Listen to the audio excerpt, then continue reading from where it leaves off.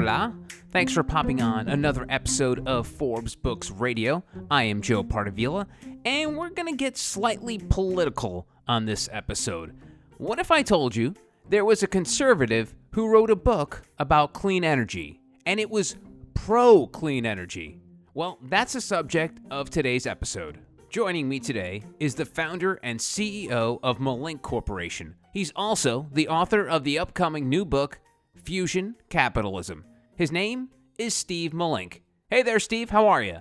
Hi, Joe. I'm doing fine, thanks. How about yourself? I'm doing great. So one of the reasons I want to talk to you is, from what I understand, you are an environmental conservative.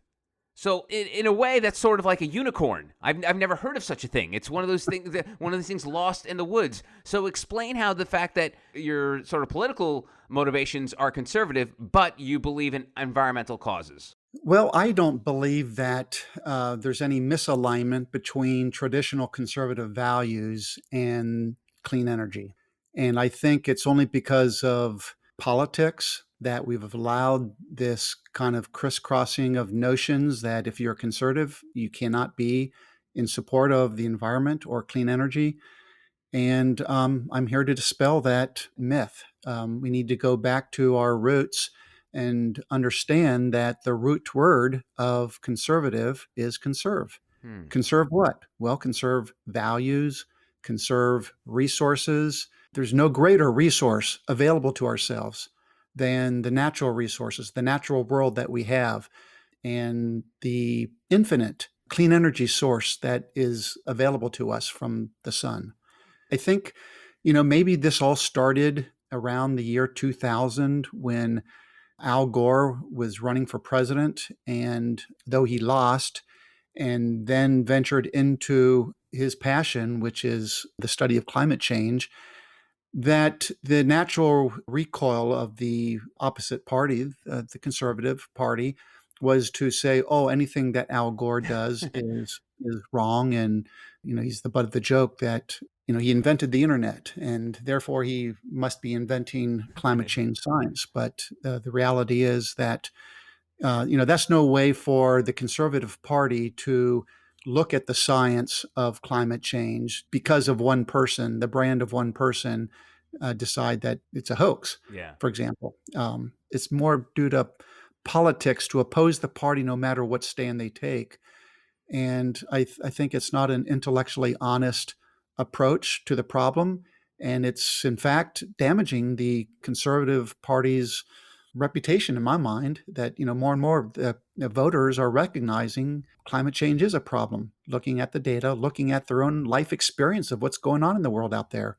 It's time for the Conservative Party to address this more recent past misunderstanding and get on the right side of history. So that leads me to a point I wanted to make is I know that, and I think this is public knowledge, that there are a lot of Republicans and conservatives who are doctors and scientists. They went to medical school. They have PhDs. Yet they argue against climate change and clean energy. How do you explain that? Well, from my own experiences, Joe, these doctors and scientists, maybe it's not as much that they're against the science of climate change as much as their more core belief that they're pro-life. If they're conservatives, very often that's kind of the defining position that they're taking, that they're for life. And that's one issue that so often overshadows all the other issues that are out there. And so once you stake yourself on the conservative side of that argument, then almost by default, they're saying, well, then I believe in the other positions taken by, the conservative stance. But, I know lots of conservatives who believe that, but who are very open and, in fact, understand climate change to be a problem. And more, I think, are as dismayed, if not frustrated, by the intransigence of both parties, that they tend to lean toward the extremes and not towards, seeking and understanding and reaching common ground in the middle. So let's take a walk down memory lane, because the Republican Party was not always suspicious of environmental regulation. Republicans were among the foremost advocates of government intervention for environmental purposes. I think Teddy Roosevelt believed that government ownership of forest land was necessary to prevent, the timber famine and would foster sound ecological stewardship. So, and I know we went way back with Teddy Roosevelt, and then you mentioned the Al Gore thing, but something had to have changed from Teddy Roosevelt to Al Gore, right? And that it couldn't have just been a political shift. Could it just be strictly a political shift? Well, and I just want to say that there's been far more conservative presidents and administrations that have supported the environment in the past.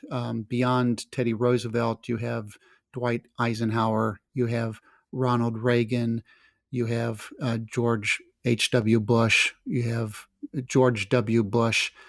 And believe it or not, I read that Trump is going to sign the biggest national parks bill in decades that will allow for better support and the development of the infrastructure to support the parks because they've been so poorly maintained over the years, over the decades. Hmm. And in the past, it seems like President Trump has done all he can to harm the environment by removing all regulations and allowing more drilling in protected forest lands and other areas. So it was interesting that suddenly that he would be signing a landmark bill like this.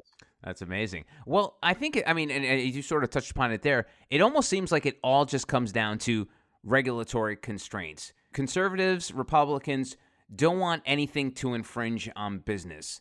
Am I simplifying things way too much because they feel that if you add these environmental regulations, it'll affect any kind of industry that people feel it's as adverse to the environment? I think generally there is that position that conservatives want less regulation and liberals want more.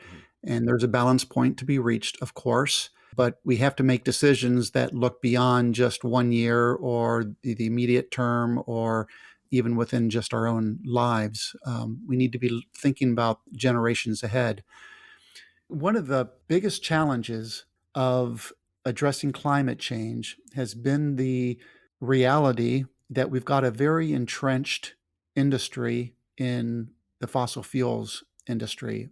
For centuries now, we've been invested in coal and oil and more recently natural gas. And these are very powerful, wealthy industries. It's concentrated in the hands of large multinationals to a large degree.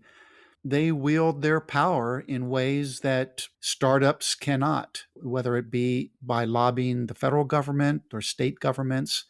And I have been witness to this in Ohio for the last 10 plus years, where the power of the fossil fuel and utility interests are brought to bear on our lawmakers through campaign contributions, and they've got leveraging powers that the hundreds and the thousands of entrepreneurs like myself do not have at those levels.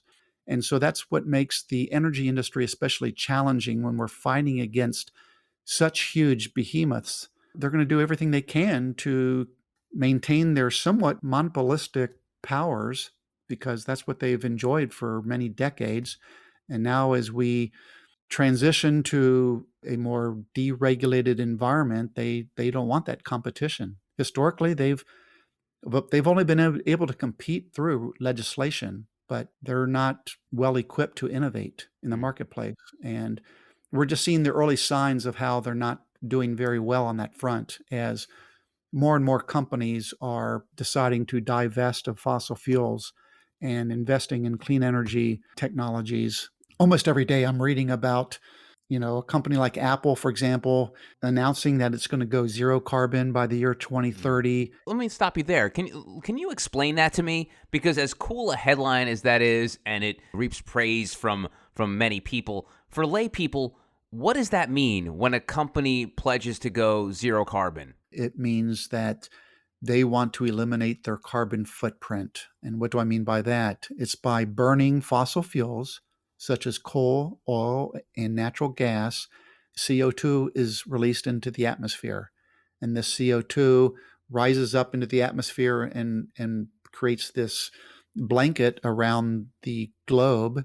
And it acts as a greenhouse effect to when the sun's rays come in, that heat is trapped. And that's why our temperatures are increasing. Almost every year over the last 20 years, average temperatures have increased one year beyond the next. Right, but And Apple's not burning coal to make iPhones. So what does it mean well, when a tech company does that? it means that they may have been buying energy from a utility that was burning coal, though. Ah, okay. Got And it. so now they're saying, well, no, we don't want to buy power from you if you're burning coal. Mm, We may buy power from you if you develop a wind farm or a solar farm for us. Or maybe we will buy our own wind farms and solar farms. interesting. That's the mega trend that's going on right now. More and more companies are saying we are going to be selective on the type of energy that we buy. We don't want to be part of the problem. We see where the world is going, and whether this administration supports clean energy or not, we know that the rest of the world does. And we're a multinational and we want to be part of the solution. So it's all about making sure that the sources of energy that you buy are not coming from fossil fuels. All right, so let me do the old devil's advocate thing. So you Okay. hear companies like Apple and I think Amazon as well declaring zero carbon. But what about all the other companies in the world? Their argument will be like, those are multi-billion dollar, trillion dollar companies.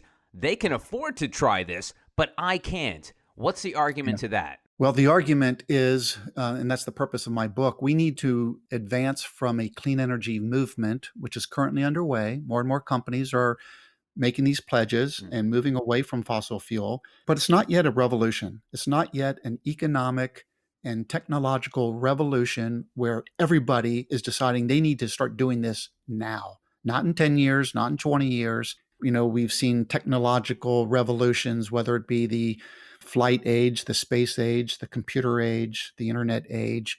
We're in the clean energy age. And we need to, again, turn it from a movement where many people, many companies are doing this to a revolution where everybody is doing this.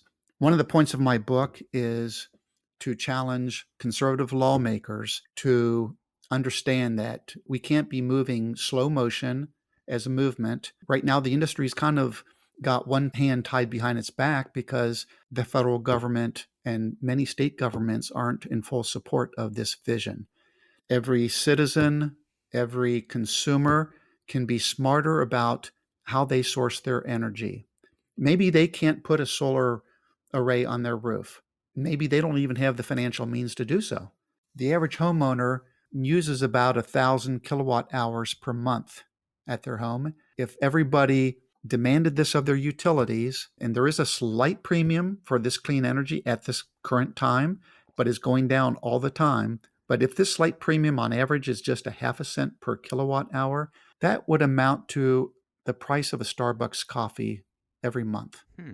So for that small sacrifice, if we were to give up that Starbucks coffee and instead buy clean energy, we could be well on our way to this revolution where, most every consumer in America is again being a smarter investor and starting up a whole new industry where there's more solar and wind farms. Not only that, but there's this distributed energy model where every home and building ultimately becomes a solar collector and a mini power plant. That is the ultimate vision, that we become less reliant on these mega power plants, whether they be powered by fossil fuels or even clean energy. The great thing about clean energy is it can democratize our world even more by giving every consumer the power to be energy independent. If the US doesn't do this, other countries will. There were like 200 countries that signed on to the Paris Climate Treaty. I think there were only two countries that did not: United States and Syria. Mm. Now, where does that put the US in the eyes of the world to say we're not going to be part of the problem? And China is already, leading the way on this. They are selling us solar panels and wind turbines like the Middle East was and still is to some degree selling us oil. We don't want to be energy dependent on another country like we were in the past in the Middle East, especially on a increasingly, I would say, belligerent nation such as China. We need to develop our own manufacturing capabilities right It's here at home. it's funny you mention that because I mean I feel maybe it's just the patriot in me that the U.S. has always been in the forefront of the environmental revolution. Yet you have a country like China, who we all feel is like so behind at times on so many different matters. They're on the forefront of creating these wind turbines and these clean energy solutions. How did that happen? Well, I think their form of government allows for the long view of things. So once they make a decision and a commitment, they can stay course for 10, 20, 30 Uh, years and thereby change the world to their liking. We, every 4 years yeah. we change over our government, and what was a commitment is no longer a commitment, and we yipsaw back and forth, and that's no way to win the war on climate change, and it's no way to lead the world in this war against climate Mhm. change. You talk about the change of regimes every 4 years, and one of the things, and Steve, you and I probably, even though we're probably not the same age, we all have been through these election cycles where the storylines always change, but at the end of the day, every platform always revolves around jobs. It's always. Mhm. I was a kid growing up in Ronald Reagan era of jobs. Then it went to the Bush and Clinton and Bush and Obama and now Trump. It's always about jobs. And the argument you hear from both sides of the aisle when it comes to jobs in relation to the environment is, if you add more restrictions to these fossil fuel companies and you force clean energy, people in the fossil fuel industry will lose jobs. But then on the other side of the aisle, they say if you do go full force in clean energy, you will add clean energy jobs. Is there a gray area? Are both right to some respect, or what is the way out of that argument? I would say that the clean energy revolution is the greatest economic development opportunity of the 21st century. If we're going to make every home, building, and vehicle ultimately zero carbon, that's a massive undertaking. And it's going to be millions and millions of jobs in engineering and in manufacturing, in the financing, in the selling, the installing of this equipment. The fossil fuel industry has become very mechanized. There are far more jobs created in the clean energy industry on a megawatt hour basis than in the fossil fuel industry.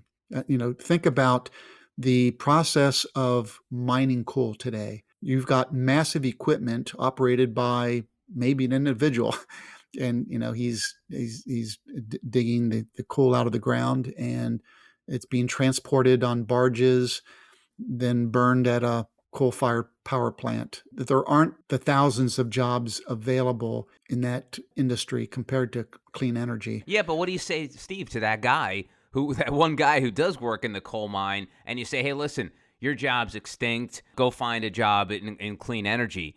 I think that is the fear that people have, and you're right. The numbers are lower, but again, you're sort of like hitting that nerve where you're like, hey, listen, your job's obsolete. Good luck finding a job in clean energy now, even though maybe you're a family of coal miners and you've been coal mining for hundreds of years.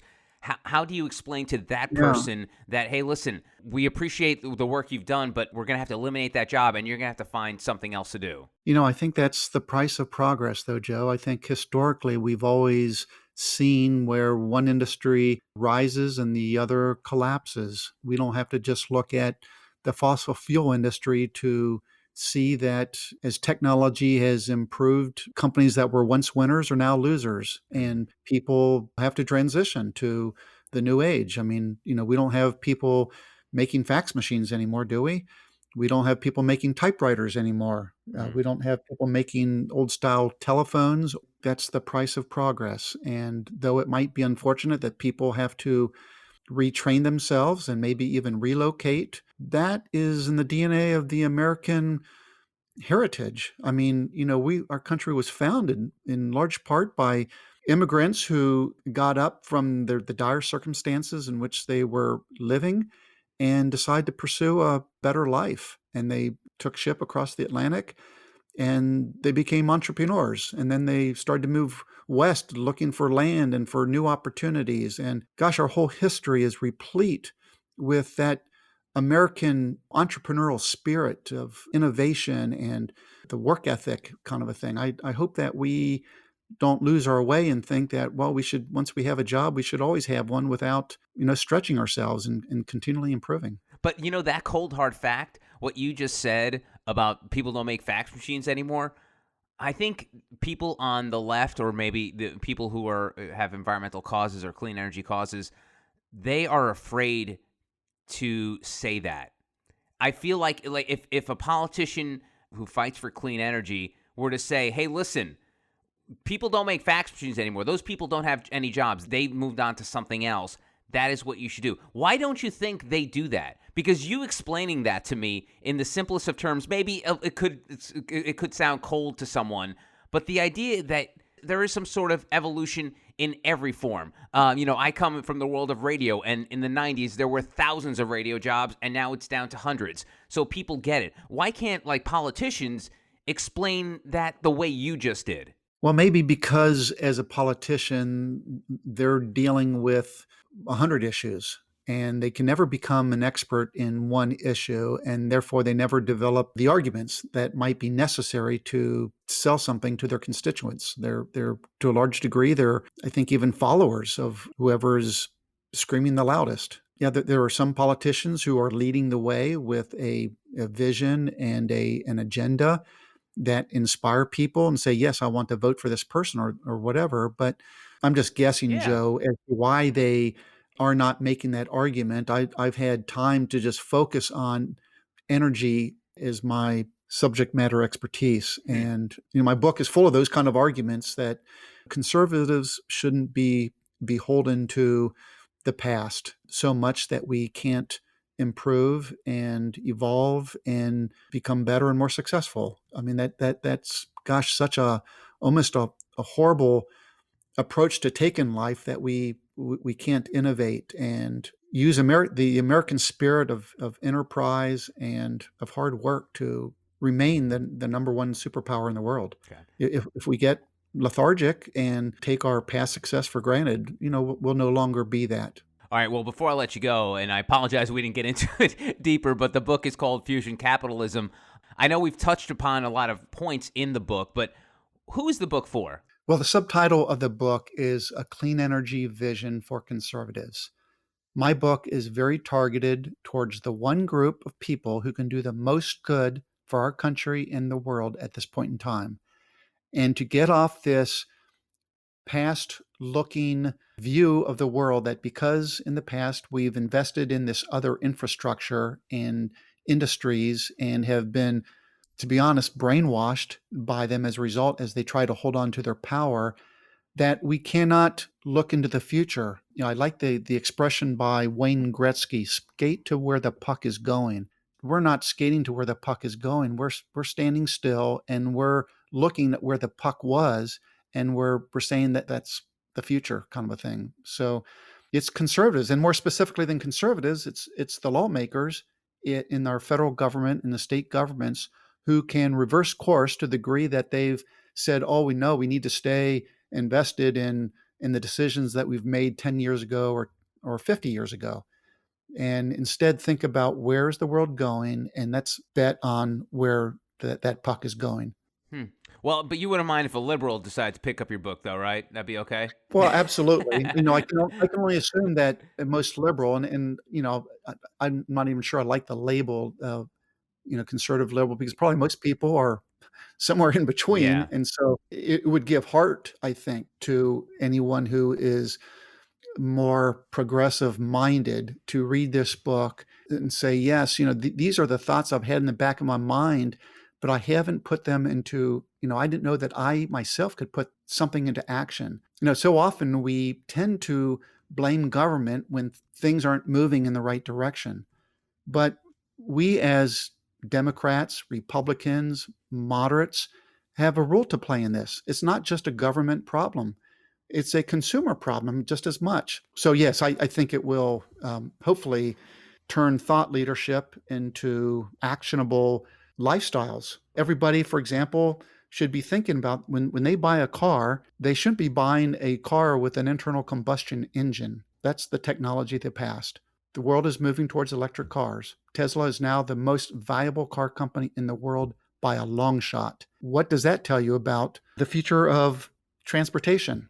And what does that mean for the oil industry, where more electric cars are coming to the market and fewer vehicles with combustion engines are provided. So we're in a major market transformation. People not in my industry are not maybe as aware of it as I am, but that's part of what my book is all about, to bring awareness to this major transformation that is underway, but that we could do a much better job at leading it and managing it than we are. His name is Steve Melink. He's the founder and CEO of Melink Corporation and the author of the upcoming book, Fusion Capitalism.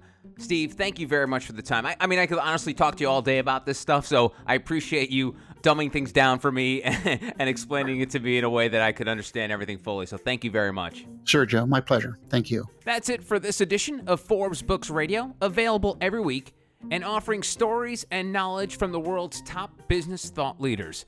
You can subscribe to Forbes Books Radio on Apple, Spotify, Google, or wherever you get your podcast. Your time is valuable, and I appreciate you taking the time to listen. Till next time, bye. This has been a production of Forbes Books Radio. Find out more at ForbesBooksRadio.com.